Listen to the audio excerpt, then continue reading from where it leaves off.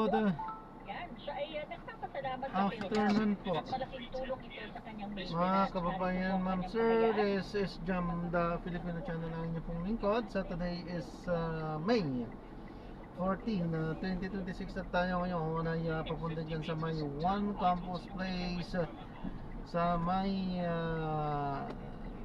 Bikutan nito, Campus Place, Western Bikutan, Taguig. At dadalhin po natin yan sa may 31 and 3rd Street sa may Pamplona 3, Pamplona 3, Las Piñas po yan.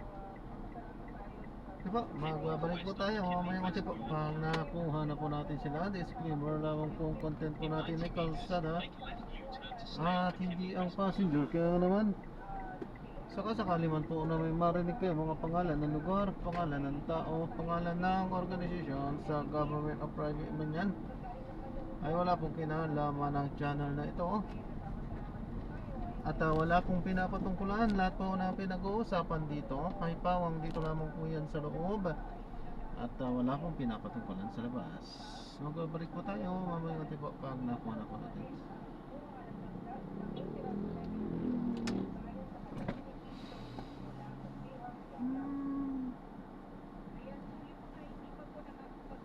Ay, Diyos ko.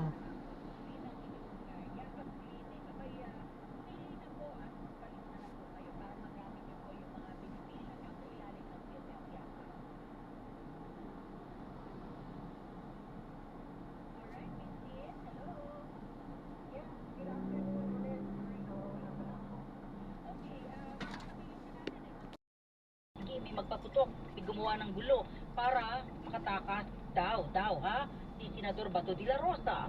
Kung kayo po ang tatanungin sa ipo ninyo, 0961-630-7106. Pulso ng Metro! Mag-like din po ang aking personal page, Luda Ticaro. Samantala, hoy, kumusta na ho? Former Representative Gary Alejano, makakasama ho natin. Alam ko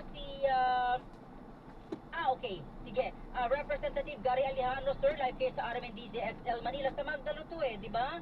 Magdalo. Kilala ko to at familiar din sa atin yung kanyang mga programa noon. Sir, live kayo sa RMNDZ XL Manila. Si Radyo Mandurdes. How are you, sir? Magandang hapon po, kasamang Lourdes at saka sa inyo tagapakinig. Magandang hapon po. Tagal niyo pong nawala at hindi kayo narinig. Ano ba yung pinagkakabala ni Sir Gary? Kailangan naman natin maghanap buhay para mag-survive yung ating family. Nandito po ako sa Negros Occidental. Any plan to alam mo na, to go back again sa magulong buhay? Ano naman depende na yan. Kasi nga tama ko magulo ngayon. Pag may pagkakataon na magsilbi sa bayan ulit, open naman ako. Opo. Sir, narinig niyo ba yung pag-awit ni Senador Bato ng PMA hymn? Number one, as a PMA year, talagang PMA hymn po yun? Portion lang yun ng PMA Alma Mater song. And kasamang Lord, hindi yan basta kinakanta na kung saan lang sa public. Yan kasi ay parang solemn na kanta para sa mga PMAers. Usually ginaganap yan sa mga importante mga events na example alumni homecoming. So parang nagulat akong kinakanta na yun to call for support from fellow PMAers. Medyo yun uncalled for at in fact katawa-tawa para sa nagmangsawa. Sir, sa tingin niyo may violation si Mista Bato sa kanyang pagkanta na yun? Tingin ko naman hindi naman ganun ka stricto yan o ibig sabihin tradition yun Hindi naman siya kung gagawin mo yan. Magiging lang, maging pangit tingnan lang, pangit pakinggan na parang personal yan na issue na ginawa naman yung consequence na kanyang ginawa yun. Parang huwag nyo nang idamay ang PMA at ang mga PMAers yan sa ginawa mong paglabag sa batas. Meron ka ngayon kinakaharap na warrant of arrest dahil sa war on drugs. Na noon naman ay talagang maingay tayo sa pagsabi na hindi ang ang mandato ng uniformado ay para sa konstitusyon at para sa tao, hindi lamang loyalty sa isang tao. Pero alam naman natin kasi na nabuo yung career ni Senator Bato dahil kay Digong Duterte. Yung pagiging chief of police niya sa Davao, ang pagiging chief PNP. At kahit pagiging senador ay utang niya lahat sa isang tao, kaya nga yung loyalty niya ay kitang-kita naman para sa isang tao. Kaya nung nagkaroon na ng consequence yung ginawa niya na walang habas na pagpatay sa ilalim ng war on drugs, kinokosyonan maraming mga PMS nagsabi ni danan niya sa proseso. Pero hindi nga, siga nga sila eh. Hindi nga yung nagkaroon na ng consequence, dapat matapang din tayong harapin ang consequences ng ating mga ginawa. Ano po yung impact? Kayo, may mga nakakausap po kayong kasamahan nyo, mga pamista nyo. Ano po yung impact ng kanyang pagkanta nitong, sabi nyo nga ho, ito ay napaka-sensitibong awitin na para ho sa isang napaka-importanting event lamang inaawit. At yung kanyang pong pag-awit ay calling for support para sa suportahan. Well, sabi ko nga kanina, parang katawa-tawa eh. Hindi ko na lang banggitin, pero sa isang group chat para sa ginawang pulutan. Na kitang-kita na rin, hindi lamang sa pagkanta niya, kundi yung pagkadapa-dapa niya sa pagtakbo. Nakita mo, parang tapang, nakarinig lang ng warrant of arrest, nagkwaribas na parang nagkadapa-dapa sa hagdanan, no? Ngayon, kakanta na parang mapakawa, umahanap ng support, talagang degrading kumbaga, no? Dapat minintin yung dignity niya in spite of the arrest. Minintin mo yung dignity mo kasi if you really believe in what you did, harapin mo yan bilang, kasi yun na dapat ang parang marka ng isang teenager na kaya niyang harapin ang consequence ng kanyang ginawa. Yun kasi pagka ang boss mo, ang company commander mo, unit head mo, basta teenager yan, tatayuan ka niyan. Ibig sabihin, kaya niyang sagutin yung kanyang desisyon. Ito, parang pagmamalinis hindi yun marka ng isang teenager. Sir, sa tingin niyo ho, pwede ko bang sabihin na hindi siya nakakuha ng simpatya sa kanyang mga kamista? Well, I cannot really speak for other mayors. No, mahirap sabihin yan. Pero sa totoo lang, challenge natin. Sir? Institution. Hello? Oh, yes, sir. Ano po yun, sir? Sa totoo lang? Sina-challenge natin actually yung ating mga senior noon na hindi tayo dapat tayuan natin kung mayroong problema, tayuan natin regardless kung sinong nakalagay dyan sa pwesto. Kaya nga, yun din ang dahilan na parang maagay naging rebelde na tuloy kami.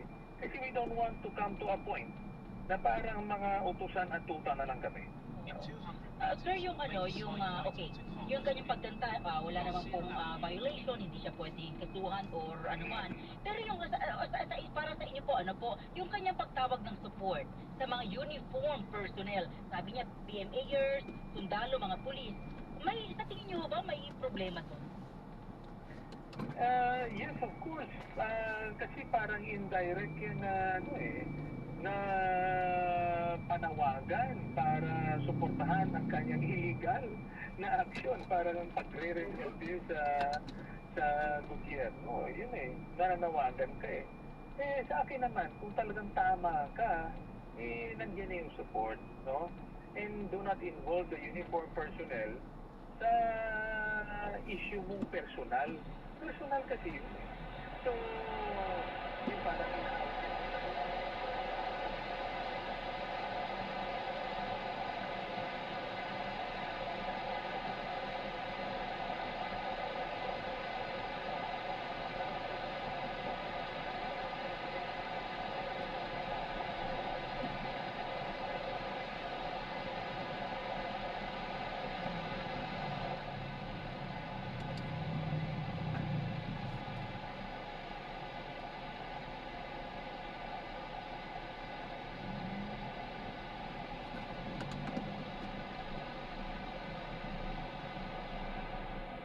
hikayat sa kanila, lessons learned na rin, maraming dinaanan ng AUP na hindi na dapat kinakalat ka. Yun ang binibigyan.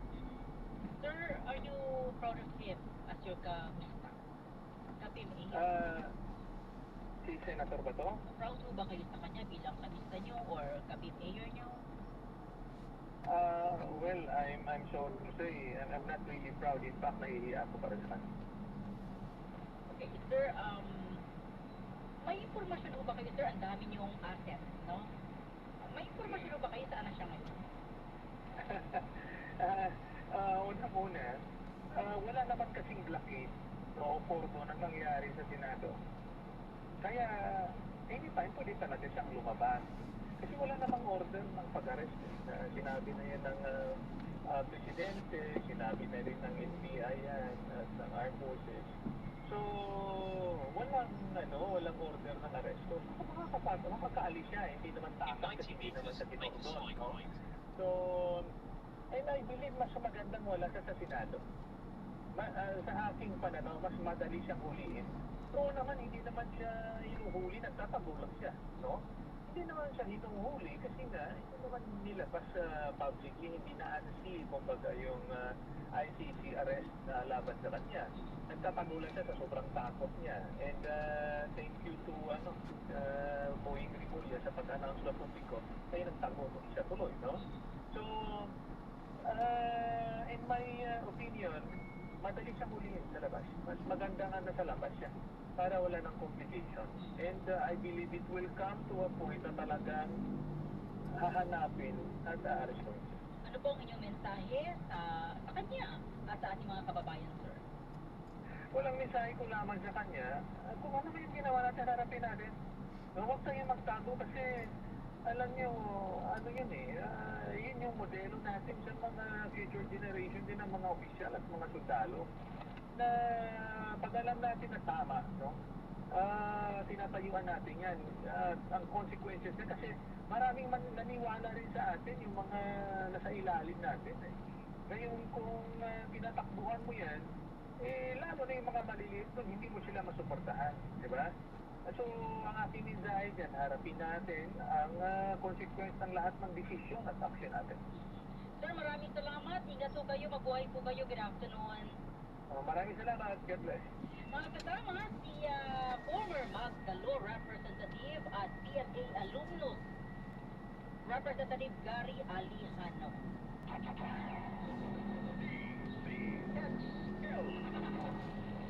Uy, grabe yung mga sinabi ni Sir Gary, Sabi niya, confirm naman na awitin mo ng PSA yun, no? Kahit na pangit yung boses, okay lang yan kasi alam niya pa sa tanda na ni Sir Pato, di ba? Kaya lang, sabi niya, hindi yung kinakanta sa public na mukha kang katawa-tawa. Di ba sabi niya, hindi yung kinakanta sa public. Tapos, mukha ka bang, kasi dyan din napansin ko doon, di ba? O sige, sabi, ito mga reporter, may mga loko-loko rin kasi doon di ba? O sige, sir, 1, 2, 3. Di ba parang kinagat din ni Sir Bato? So, sabi hindi kinakanta sa public na para kang katawa-tawa at lalong hindi ang kinakanta para humingi ka ng suporta. Kasi ang personal mo, dapat hindi mo ginagamit ang Philippine Military Academy ang post war ng term niya. Pagdating tama yung mga PNAers, though hindi naman lahat, no? Sabi niya, yung opinion ko, hindi naman para sa lahat. Baka nga yung iba may simpatya, pero hindi pwedeng idamay ang PNA sa iyong personal na laban. Sabi niya may group chat daw, may mga loko rin pala may group chat din doon na pinag-uusapan. Sabi niya, patawa-tawa talaga rin sa group chat. Siyempre kasama na doon si Sir Gary sa group chat nila, natawa-tawa. Alam mo na kaso doon group chat to Oo, Mayor group chat. Sabi naging katawa-tawa talaga sa group chat. Tapos si Gracie, na hindi niya raw na-maintain ang kanyang dignidad. Sabi niya rin, tinawag ko bilang isang mayor, kayo ba'y proud sa kanya? Kasi ako ay dating mayor, naging pinuno ng international team at naging senador. Proud po ba kayo sa kanya? Sabi niya, I'm sorry to say, pero inahiya ko. No? At sabi niya rin, yung ginawa niyang pagkanta, walang violation. So parang ano lang ethics ba sa inyong mga kasama na huwag mong gamitin yun. Pero yung pagtatawag niya na suporta, na siya'y suportahan, sabi niya yun ay legal na aksyon. At ito ay mayroong dapat na karampatang kaparusahan. Parang siya rin po nagtatawag ng mga illegal na aksyon para po suportahan siya ng mga sundalo at ng mga kapwa niya PNP.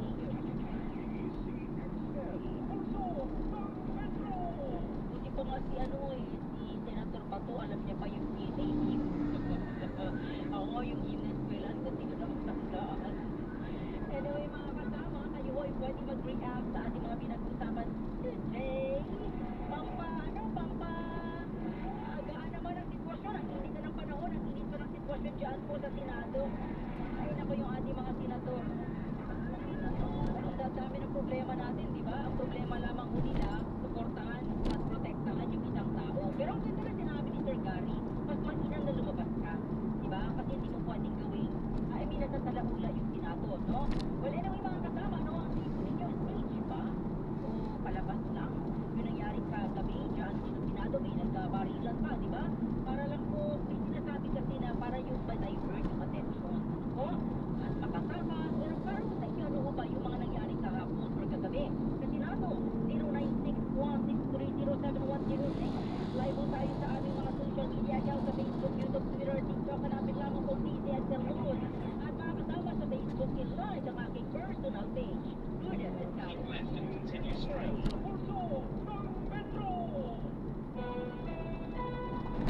Oras, nasa 3:28.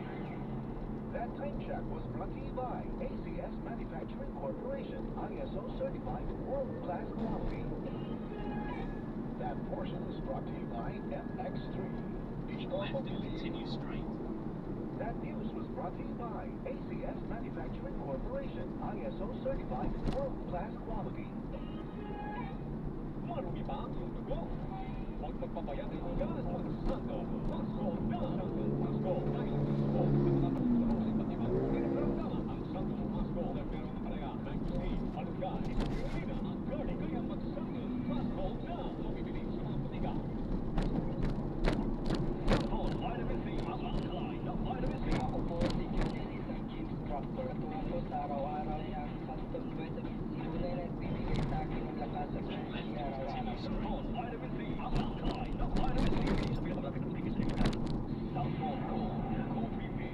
Ako si Dominic, isang health practitioner. Highly recommend po sa mga coffee lovers na piliin po ang kami na may mataas na nutritional value ang Dasol Gold Coffee Mix. May collagen at glutathione kaya pwede na kape ka na. Sapon Gold Coffee Mix. Nagkape ka na nakakaantiyan at nakapahabilis sa mga Sapon Plus Herbal Capsule. Ako po si Angelica. May bukol po ako sa tuhod. Kaya hirap po talaga ako maglakad. Nag-take ako ng Saturn Plus araw-araw. Isang buwan lang. Isa palit ang bukol ko. Hindi po talaga ang Saturn Plus Herbal Capsule. Sapon Plus. Bilis sa mga tika. DCXL 558. CXL. Pulso ng Metro. DCXL Plus. In 200 meters, keep right at the Mga kasama, isang press conference at na naman, pangatlong beses na ito sa loob lamang ng isang Bisitahin araw natin. kanina ay may mensahe siya sa kanyang Facebook. May mensahe si Senate President sa mga media. Kasi nga hinahanap, iisa-isahin yung kwarto para mahanap si Bato. Oo, tapos pangalawa, nag-message naman siya for press conference, I think, no? Kung di ako nagkakamali, nakikita kasi natin sa kanyang page. Para yung official medium ngayon, yung Facebook page, no? Kasi kahapon lahat sila nag-Facebook live. Oh. At ngayon ay may press con, tama ba ako, Jel? Press con? May press, Firstly, pwede lang hapon. Yung statehood lang raw siya dyan sa loob kasi Education Department at ito, radyo mga anak. Sa Eastbound na bata. Radyo Mandodens, pakinggan natin ng press conference ngayon ni Senate President Alan Peter Cayetano at kanina kinupirma niya na wala na nga dito sa loob ng Senado si Senator Bato de la Rosa. Pakinggan natin itong pahayag ni Senator Alan Peter Cayetano.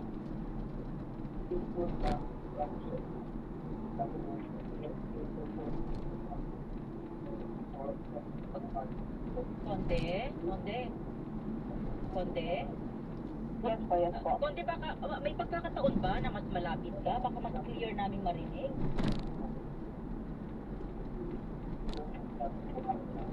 Wait lang, radyo Mandodens. Oo, wala kami, hindi na... May Okay, babalikan natin. Si Konde. 3 senators were asking ibigay na niya sa amin. But he looked at me and said, "Sir, pwede bang formal ko lang submit tomorrow?" So that was Tuesday. It's Thursday, we still don't have it. And he promised me na ilalagay namin under his custody yung Siam. Pero magre-report ka agad about the manner that they tried to arrest Senator Bato. And number 3, in connection with number 2, report dun sa ginulpi nilang isang member ng OSAA. Still zero report from the NBI. So I'd like to clarify to everyone, we did not arrest Senator Bato. We extended the courtesy and the traditions of the Senate that hindi pwedeng mag-aresto sa loob. So he's not under arrest from any of us. And so far as we're concerned, there's no warrant of arrest for him. So he knew from the start, I knew from the start, I never hid from any of you. Anytime you asked me, nandiyan pa si Senator Bato, I answered you to the best of my ability. And I told you nandiyan pa, tinanong niyo how long will he stay, as long as he likes, di ba? So he made that decision on his own. I found out when Senator Jinggoy called me. I had no idea last night because he came pa to see Sec John Vic. So I brought Sec John Vic sa taas, sa 5th floor because ni-request nung isang staff na, "Sir, hindi pa alam sa 5th floor na secure na at hindi pa nila alam ang nangyayari. Baka pag umakyat yung mga pulis, baka may gulo." So I went up, medyo naka-vest at armado pa yung OSAA. So Sec John Vic asked them na lahat ng may barel, ibaba yung barel. We explained the situation that OSAA is still in charge inside, but there's a joint investigation. Little did we know na hindi pa fully secured when we answered you because nga may na-aresto actually kagabi. Diba? I think na-report nyo na lahat. So I just promised Sec John Vic that I'll wait for his report and that siya magsasabi sa details para nga walang miscommunication or accusation. But since someone close to me sent me a text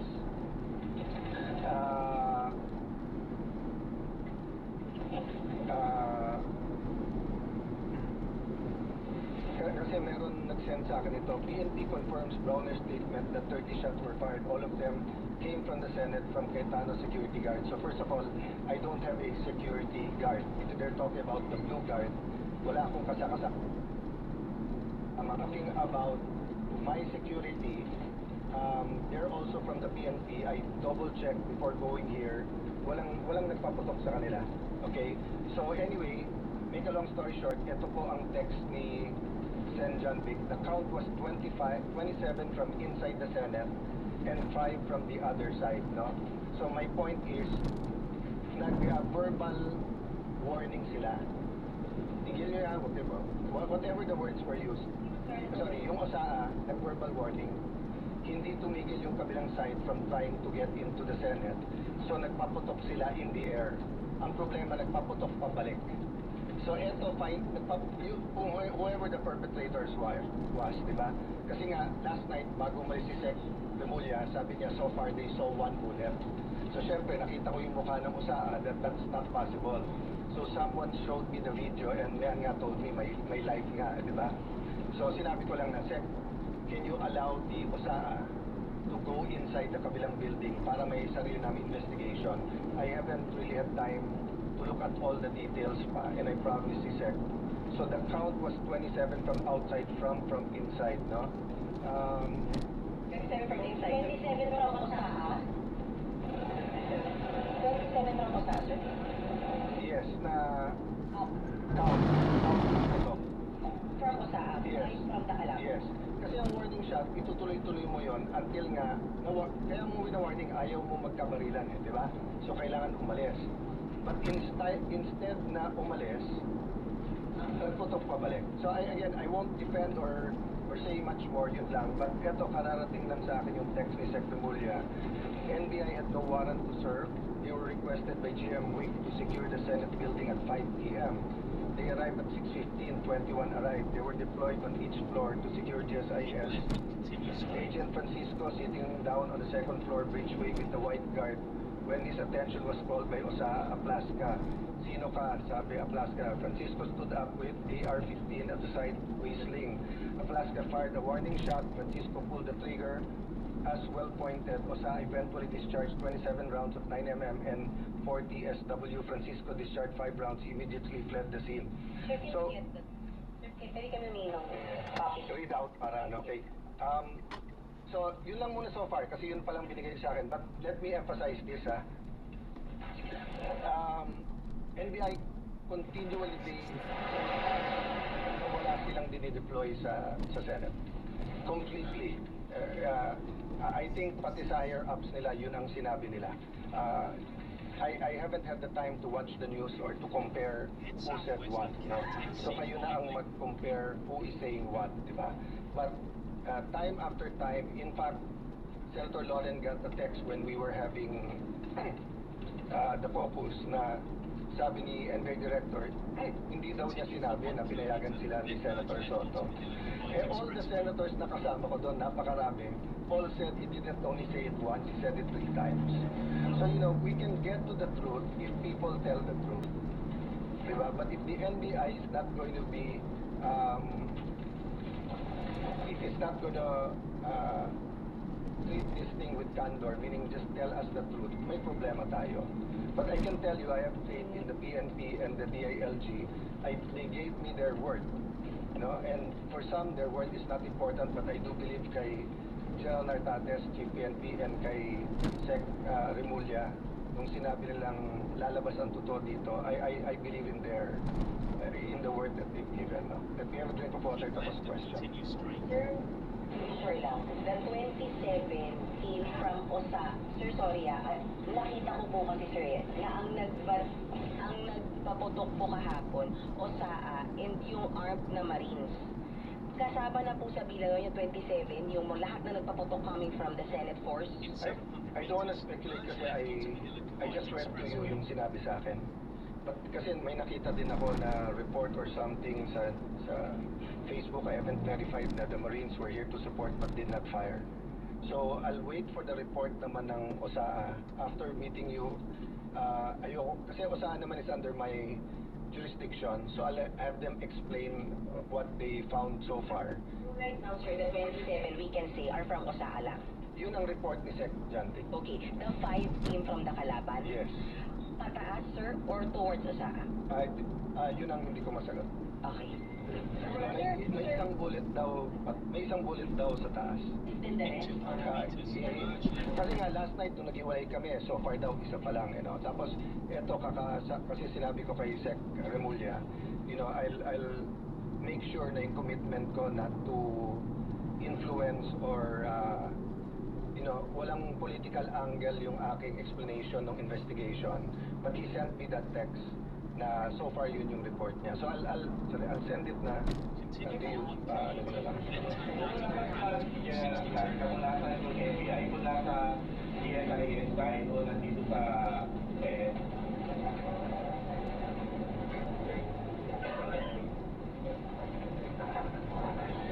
Because nga meron ongoing investigation, I don't wanna speak details for details, so I'll just tell you what he told me last night nung kaharap din niya yung police na nakita nila na nakalagay doon yung letra and everything and winorningan nila. But if I tell you more details than that, okay, people will already think or speculate, so I'd rather tapusin nila. Ang sabi sa akin ni Sec Janvic, bina-backtrace nila, they got a lot of IDs sa the guy na bumalik, pinabalik daw siya para kunin yung bag, puno ng maraming IDs sa bag. So they got his fingerprints, bina-backtrace niya. When I left, they were bringing him to Pasay for inquest. So I haven't gotten the report. Unfortunately, pinauwi namin lahat ng lawyers kasi nung sinabing clear na nakiusap din yung mga police so that their work is easier, paalisin na. But can I just mention this, guys, di ba? Unprecedented nung Monday na meron law enforcers na makikipaghabulan sa isang senador. Unprecedented yan. That never happened in the Philippines. Secondly, taking away coup d'etats, di ba? first time din, in my view na may ganun armed attack. And hindi sila tumakbo They were somehow holding their ground. All of you were here, di ba? So there's a speculation gobyerno yun, there's speculation, may nagsasabi, kami daw ni Bato nagplano, or kanina tinanong nyo, legitimate question yung tanong nyo, diversionary. If it was a diversionary tactic, it was crazy. Why? When you did that, lalong dumami yung tao dito lalong dumami yung police. That's why nga Sec John Vic wanted to go upstairs to make sure he's okay. But nung kausap ko yung anak, he started, etc. I respected that, Sec John Vic respected that. But kagabi, bumaba pa si Senator Bato. Bumaba pa siya para magpakita That was the last time I saw him. Go ahead.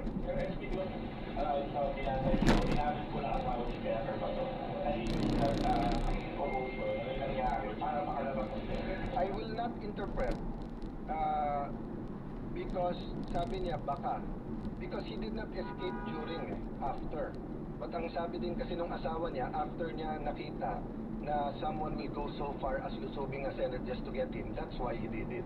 Kasi kung if I was in his shoes, I will escape when it's least expected. But again, mali yung word na escape because there's no warrant Diba? There's no warrant. So, he's free to go.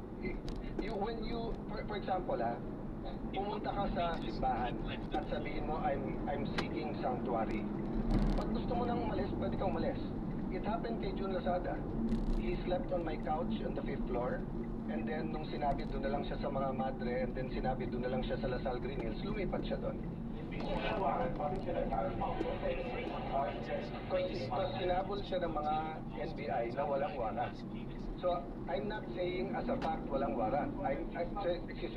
I'm saying they did not present the warrant to us. And I'm waiting for it, they did not give us. If they gave me the warrant, my advice would have been different. So same, kayo nag-seek sanctuary dito. Sabi nyo, sir, media kami, inaaresto kami, wala namang warrant. I talk to the police. Ba't nyo hinahabol? Wala, sir. Or may warrant. Nasaan ang warrant? Wala. Sabihin ko, dito muna kayo sa Senate. 3 days later, wala pa rin yung warrant. Sabihin mo, boss, gusto ko lang umuwi. Umuwi ka na. Diba? So that's the reality. Is it the best? I want him to attend each and every session. I want him to be there. I told him last night, Sen Bato, sana you can attend the impeachment. It's his constitutional duty. Last follow-up then.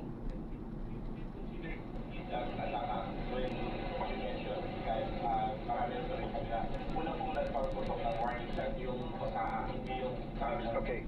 Kung tututukan kita ng baril, papasukin ko bahay mo na may baril ako. Nag-warning shot ka, pinutukan kita pabalik. Is it not an attack? Sorry but I don't think there's any question. The Senate is under attack. Was under attack. All of you, your lives were in danger last night. So I know it's your job to ask a question, but you will tell me, pagka may nagpaputok na warning, hindi under attack yun? My God! We're a democracy. This is the Senate of the Philippines. Please naman. Diba? Yeah. What do you think happens when there's no democracy? Who's the first casualty? The media. Wala ng media kapag wala. Diba? Pag sinabing kami muna nagpaputok, umatras sila, or security guard ng GSIS yun, sabihin nyo baka ito ay gawa-gawa lang, baka ito ay drama. Pero nagpo-focus kami dito, hinihintay namin articles of impeachment. Nakita niyo naman lahat ng pangyayari. Napakagaling ko naman mag-orchestrate ng lahat na yan. Kaya kong papuntahin dito mga armadong grupo. You know my history. I've been in government since 1992. Do you have any history of doing that? O sa Taguig, have you done anything like that ever? No, so, excuse me, I mean, I'm not taking offense at the question, but, you know, if you have any doubt, you're doubting our democracy, you're not doubting my statements. Ano ko lang, sir? Kalaban po, pwede na natin sabihin na. Sir, sinabi kasi ni Senator Dong Mendoza right after the shots were fired last night, na perceived NBI. Are you ready to say that na perceived NBI yung kalaban? Sabi naman ni Sec Dong yun, at sabi ko sa kanya, I don't blame you for giving them the information on the ground. And you ask the right questions. Tama yung direction nyo, etc. But I'll be very fair. When the President called to check how we are, and when the President said, it's not government, it's not the AFP, it's not the PNP, it's not the NBI, Of course, he's the president. I'll give him the benefit of the doubt. I'll assume. But I told him, but Mr. President, we have a bad experience sa NBI. They haven't been truthful with us. Having said that, Sec John Vic assured me, walang whitewash to. So he told me some of the information even before we got home kasi I'm sorry for the reaction but you know, people risked their lives yesterday. One of our nagugulpi na yung isang the others could have done this. What I want to prevent is that, you know, there are certain things in life na may red line niya. Diba? Diba yung you don't, you know, you respect your parents, ulahin mo yung mga tatanda, diba? Pero kung yun ay mga normal na kabastusan, di ba? But you don't attack Malacanang. You can march, you can protest. You don't burn down the Supreme Court, and you don't attack the Senate in an armed manner. Di ba? It was 100% an attack. If it turns out sa investigation na sira ulo lang yon, na he lost his mind, then a question ko, how did he get the IDs? How did he get in? If it was government, then I'm sure the president will act upon it, di ba? So I don't know right now, and I don't want to give details, but sinabi na but yung binasa ko sa iyo, galing na kay Sec John Vic yun. So, at sinabi niya, NBI yun. Sir, sinabi ni Sir John Vic? Yeah, NBI? See, my staff was just pointing out that there's still difference between yung sinasabi ng PNP or ni Sec John Vic at yung sinasabi ng OSAA. That's normal in the investigations. That's why sabi namin, mag-joint investigation tayo. So far, I do not have a reason to not believe Sec John Vic. Why? First, nung nakita yung bag at sinabing, pag nabalikan yan, mahuhuli natin or paamoy natin sa aso kung may barel, he didn't have to tell me that. But he did at may nahuli. Okay. Secondly, lahat ng request niya, pinagbigyan ko.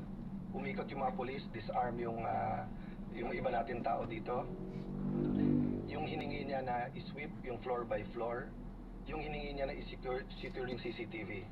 Lahat ng mga hiningi ko sa kanya pabalik. CCTV ng kabila, ng GSIS, ibigay sa atin. Yung before he left, sabi ko, sir, step by step, keep us informed. So, but that's the problem nga, di ba? So, I'm hoping magkatugma lahat. So, sa report natin,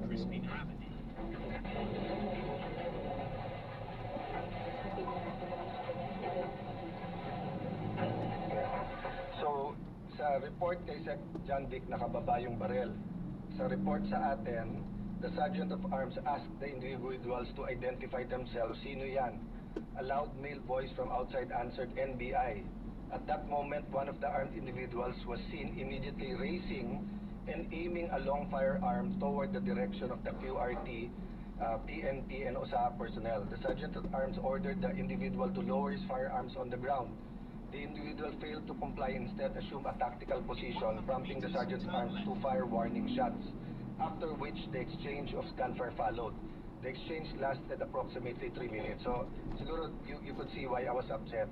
Because yung Sergeant of Arms, hindi ako naglagay niyan, ha? I wasn't Senate President before this.